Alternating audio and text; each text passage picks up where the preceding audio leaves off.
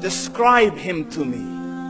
And Muslims, look at the description of your Rasul. And for some, this would be the first time you hear what your Prophet looked like. I saw a man of striking appearance. ظاهر الوضاء أبلج الوجه, radiant face, حسن الخلق, beautifully created. لم تعبه الثجلة, his belly wasn't protruding. ولم تزر به السعلة, nor was his head disproportionate and small. وسيم قسيم, proportionate and delicate, finely made, a specimen of a creation. في عينيه دعج, in his eyes there was a contrast. The dark was immensely dark, the white was excessively white. وفي أشفاره وطف, and his eyelashes were long. وفي صوته صهل, and in his voice was a natural echo. وفي عنقه سطع, and his neck was elegantly long. وفي لحيته كثافة, his beard was full and thick.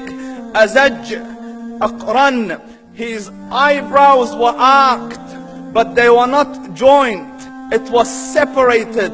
In Samat فعليه الوقار, when he was silent, dignity covered him.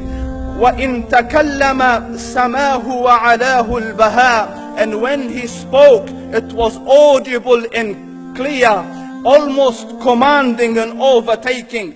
أجمل الناس وأبهاهم من بعيد, from afar the most striking and outstanding in appearance. وأحسنهم وأجملهم من قريب, and when he came near, the best of them and the most handsome of them in closeness. حلو المنطق, such an exalted and sweet level of logic. Like when he used to speak, it was so coherently logical, it was smooth and easy to understand. فصل لا نزر ولا هذر, he was to the point, not excessive nor too short. كأن منطقه خرزات نظم يتحدرن, his logic, his utterances, his words were like jewels coming out of a necklace, calculated, polished, one after the other, it would flow magically. ربعة, he was medium in height. Your eye didn't have to strain to look up at him, nor was it tedious to look down at him. He was a comfortable sight to look at. له رفقاء يحفون به, he had friends, the people that were with him, they were working around him to try to serve and protect him. إن قال سمعوا لقوله, when he used to say something, they used to hearken to what he used to say. وإن أمر تبادروا إلى أمره, when he commanded, they used to compete to fulfill the command.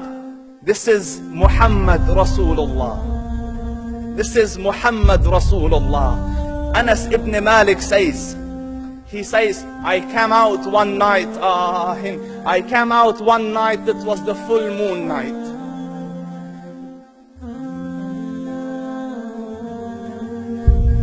And I looked at the moon, and in the desert, understand, the moon is an awesome sight. It is smooth, it is radiant, it is clear, it is gentle compared to the scorching sun at which they are used to.